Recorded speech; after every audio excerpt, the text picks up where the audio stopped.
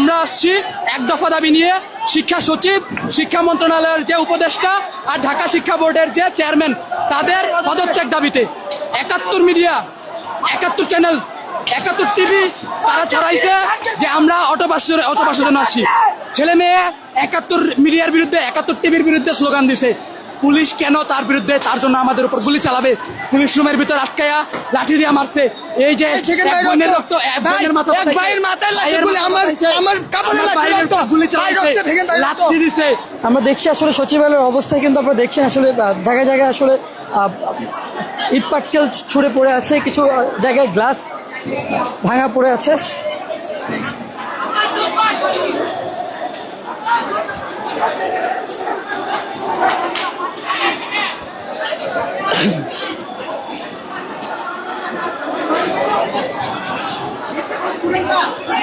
সুপ্রিয় দর্শক, আমরা যদি ভিতরের চিত্র আপনাদের যদি দেখাতে চাই,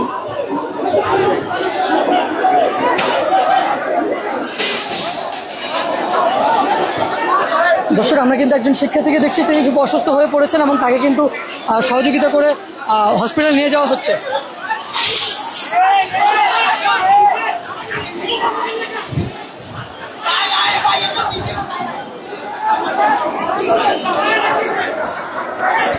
দর্শক, যারা ভিতরে ছিলেন আসলে কিছু কিছু বের হতে পেরেছে, আর বাকিরা কিন্তু এখনো ভিতরে অবরুদ্ধ অবস্থায় রয়েছে।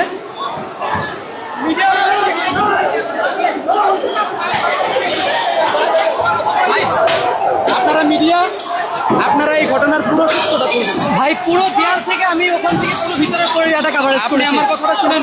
এই যে ঘটনাটা হয়েছে, এই ঘটনার সম্পূর্ণ সত্যটা আমাদের সকল সারা দেশের মানুষের জানা উচিত। এই পুলিশ গত বছর এরকম করছে। এই যে আমরা তো সকাল থেকে, দর্শক আপনারা দেখছেন আসলে দফায় দফায় কিন্তু প্রশাসনের সাথে আসলে ধাওয়া পাল্টা ধাওয়া হচ্ছে।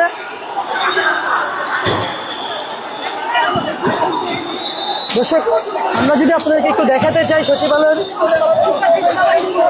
এটি কিন্তু শিক্ষার্থীর সাথে আপনারা দেখছেন যে আসলে ধাওয়া পাল্টা দেওয়া হচ্ছে।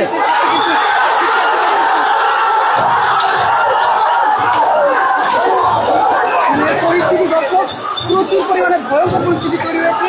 সেনাবাহিনী কিন্তু পরিস্থিতি নিয়ন্ত্রণ করতে পারছে না। এবং দর্শক আপনারা দেখছেন আসলে সেনাবাহিনী কিন্তু দেখছি আসলে বন্ধ করার চেষ্টা করলেও কিন্তু আসলে বারবারই ব্যর্থ হচ্ছে। ভাই ভাই ভাই ভাই, কাছে টুকা মারেন না, কাছে টুকা মারেন না, এই কাছে টুকা মারেন না ভাই।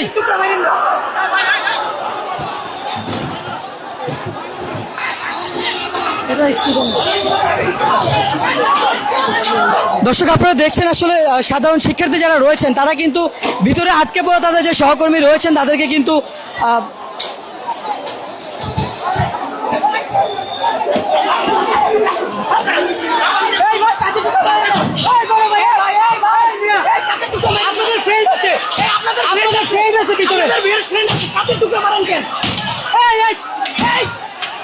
আরে ভাই, এই কাছে টুকরো মারেন না রে ভাই, ভাই আপনাদের ফ্রেন্ড আছে ভিতরে।